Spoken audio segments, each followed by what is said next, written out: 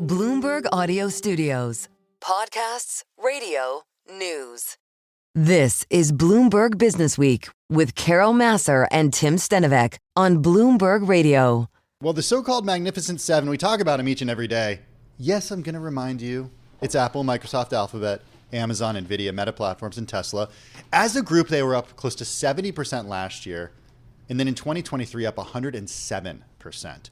Yet our next guest writes in his new book that, quote, the dominance of these seven is likely to be as transitory as that of the large business of early generations. He offers U.S. Steel, General Motors, and IBM as examples of companies whose shares investors once clamored to buy, just like these of the Mag 7. Sir John Kay is a writer, professor, economist, economic consultant, a fellow at St. John's College, Oxford, and more. He has spent years studying the interplay between business, economics, and finance. This is so perfect for our audience. His new book is The Corporation in the 21st Century, Why Almost Everything We Are Told About Business is Wrong, which comes out in the U.S. tomorrow. Sir Kay joining us, Tim, from London. Hey, Sir John, good to have you with us this evening. Thanks for joining us. As you write in the introduction, your target audience is people who would never normally pick up a business book, people who read popular science or history, but might welcome an intellectually serious, even sometimes challenging approach to a subject with whose detail they are unfamiliar. Why go for that target audience right now? Because there are a lot of people who are intelligent people who have opinions about business that are formed on the basis of very little. And as I say, there are two kinds of business books and bookshops, right? One are the ones that are 5 tips as to how to run my business better on Monday. And the others are how awful capitalism is and how terrible these tech titans are and how they ought to be cut down to size, if not put in jail. And I want to write for intelligent people who take a view somewhere in between the two. Or I just want to know about business the way people want to know about history or science. Well, when you look at how it works. You know, Sir John, when you look at businesses today, it does feel like increasingly, even though a few years ago it was all about multiple stakeholders, employees, customer, companies, so on and so forth, it does feel like it is not necessarily the case. And increasingly, it's about profitability and the C-suite. Many would say this. Is that fair? And I mean, is that accurate? I think it would be right. Yeah. Well, it would be partly right. And the truth is that business is about creating great businesses. And we have a striking example of that at the moment. We have many. But one that is absolutely on your lips at the moment is Boeing. And in the second half of the 20th century, people at Boeing built a great business, the world's dominant aviation producer. And they were clear that that was what they were doing. Bill Hallen, who was CEO of Boeing for some time, said, we're here to live, eat, and breathe the world of aeronautics. That was what his Boeing was about. And it built planes that came to dominate the world. Then in the turn of the 20th century, there was a takeover, or a merger rather, which was effectively a cultural, although not a financial, takeover by McDonnell Douglas of Boeing. And Harvey Stonecipher, who was who became CEO of Boeing, he had been a McDonnell Douglas executive. He became CEO of Boeing. And he said, people say this is a great engineering company. It is, but people invest in a company because they want to make money. And we know the things that followed from that. The 737 MAX, which ended in disaster.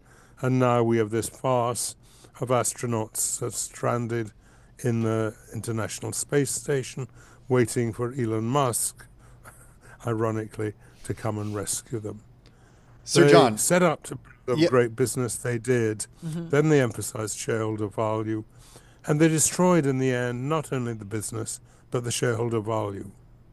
Well, it sounds like that's a case of incentives not necessarily being aligned here. And I know as an economist, you study incentives. Are the incentives of the structure that we have that exists today, are they misaligned?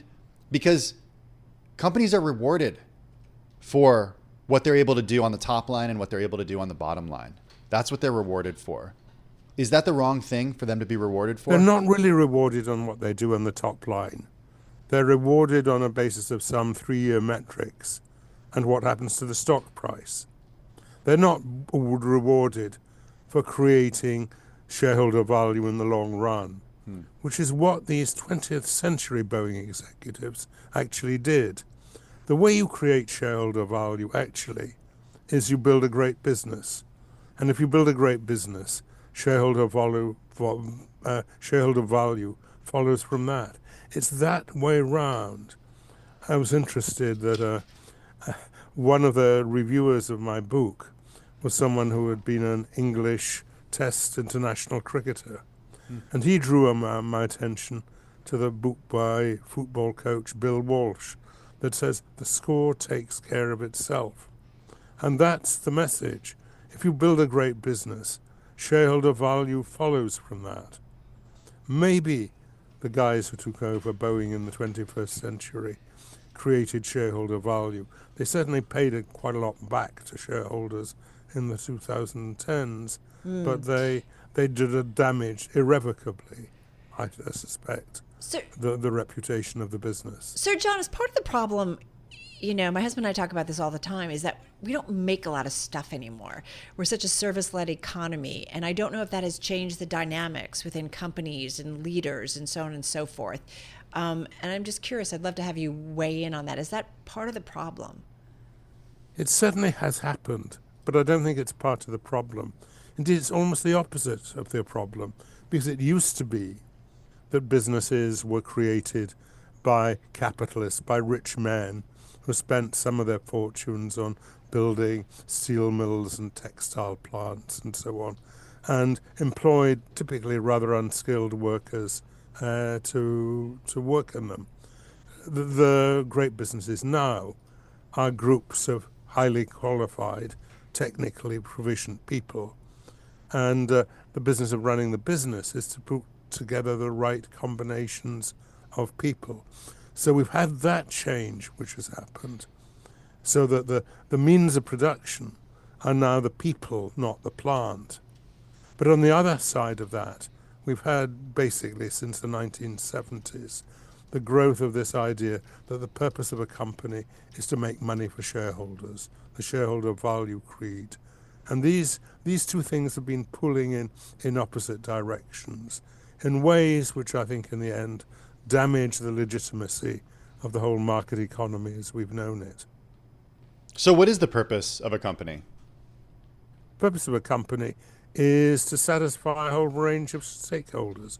The reason we allow companies to exist is that they do a lot of things we want done, to produce great products, to give people satisfying jobs, to make money for shareholders. It isn't any one of these things. And if you try to emphasize any one of these things, you do so at the expense of the totality. And the people who built great businesses, whether we're talking about Sloan at General Motors, whether we're talking about Alan and others at Boeing, or whether we're talking about the people who built the Magnificent Seven, the tech companies we all talk about now, they didn't set out, I want to make as much money as possible. They certainly didn't set out to say, I want to make a lot of money for shareholders. They set out, I want to build a great business. And they did. In the course of doing that, they made a lot of money for shareholders. And that's the way round it is. The score takes care of itself. So let's go back to the Magnificent Seven and to the way that we open this, because you do argue in the introduction of the book that the Mag 7, even though people are clamoring to buy the shares of those companies, they're going to be just as transient as some of those large businesses of earlier generations. Why is that? Well, they may even be more transient, because their strength lies in their people rather than their plant. Whereas at Carnegie or Ford or General Motors, it was the plant that determined the business. dominance are almost always transient. 30 years ago, when people understood that information technology was going to be a big thing, it was IBM whose shares they bought. They made that the most valuable company in the world. Now, Facebook and Meta are top of many people's lists. I know that Facebook, my grandchildren now think that's something for people of my age. It's not something maybe not Instagram using. and WhatsApp, and that's what has been their saving grace. Right. Well, and there's an issue there that we need to talk about, which is the nature of antitrust policy. And we allowed, mistakenly in my view, companies like Meta to take over Instagram and WhatsApp, whereas the whole strength of the market economy comes from people devising new things to take the place of the things that went before. Actually, Facebook took over from MySpace, which was the predecessor of Facebook in providing the kind of services that Facebook does. People have forgotten about MySpace now.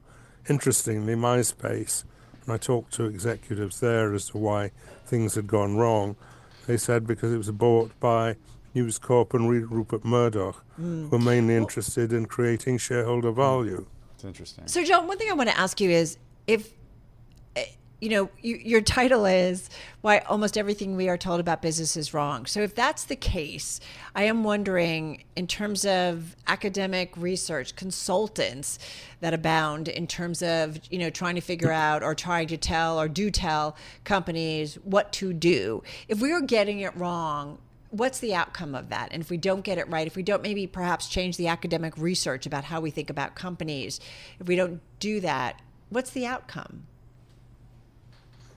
I think the outcome is that we get things wrong in a pretty fundamental way. And in the first half of the 20th century, people saw themselves as trying to create a profession of management, which was a respected profession, like law or medicine or the priesthood or whatever. When people were called to do that and derived a lot of the satisfaction of their job, not just from from what they were paid, but from the feeling that they were contributing something worthwhile to society. We've lost a lot of that, and I think it's made business a good deal worse as a result. And we can see the kind of loss of legitimacy that has followed. The murder of Brian Thompson 3 or 4 weeks ago is a pretty good example of that. The fact that almost 40% of the respondents to a poll suggested that murder was at least partly justified. It seems to me a terrible commentary on the way business is now regarded among a large section of the population, particularly the young population. Is that a commentary on business, or is it a commentary on the structure of healthcare in the United States, which is a result of decisions that politicians have made? It's a combination of both. I mean, that healthcare is the forefront of that. Because again, go back into the 20th century, and you see how healthcare created antibiotics and vaccines and other drugs that saved lives and made a great deal of money for the companies that produced them. We've now moved from a health to a healthcare sector that is largely, people see it as being rather there to make as much money from us as possible, from our need from healthcare. And that's why people seem to approve of the murder of Thompson, who 50 years ago would have been appalled by it, as they should be. So where do we go? Or again, I want to kind of dig to, the repercussions. And I do actually think about how politics fits into all of this, of a society that doesn't feel like they're represented anymore. I mean, if you've got, I think this is from your own website, the widening gap between executives and employees is destabilizing our societies. Facebook and Google have more customers than any companies in history, but are widely reviled.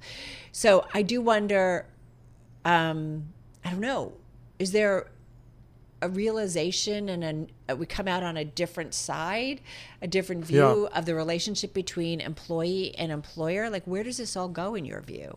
Or how does it, what's the dark scenario? Yeah, go ahead. We've had a culture change in the last 50 years in the wrong direction. I described how in the first half of the 20th century through to 1970s and 80s, we had the idea that we were trying to create a professional management. And people who were employed in large companies were there to create great businesses. The shareholder value idea that businesses are just about making money has got in the way of that. Now, this is not to say businesses are not there to make money.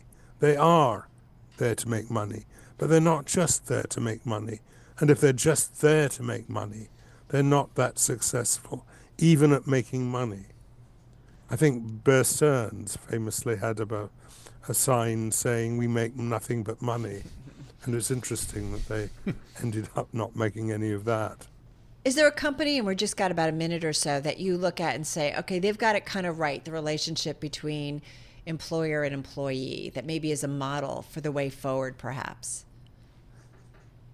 I think there's not a model in that sense because people cannot talk the right rhetoric. But if I go back to the 20th century, if I go back to General Motors and IBM, and as they were in the years we've talked about, they were the people who were working in them, the people who were running them, the people who worked for them, knew that they were there to create businesses, great businesses. And if you create great businesses, you make a lot of money for stockholders. That's the way round it is. And that's the most important point to get across to people. So then what was the result of their why did they have a downfall? What happened? I think it was a set of social changes that happened as a result of the 1960s. I talk about this at some length in the book. Money can't buy me love, can't buy you love, which was a great Beatles song of the 60s. And then I say, well, perhaps it can. And that's about the academic work that followed from that. It's easy to date it to Friedman's article in 1970 that said the social responsibility of a company is to maximize its profits. Perhaps more significant was the Powell Memorandum written by Lewis Powell, who became a Supreme Court judge, which tried to persuade business that the way they made themselves more legitimate was to sponsor the right kind of academic research. And they're very successful in that.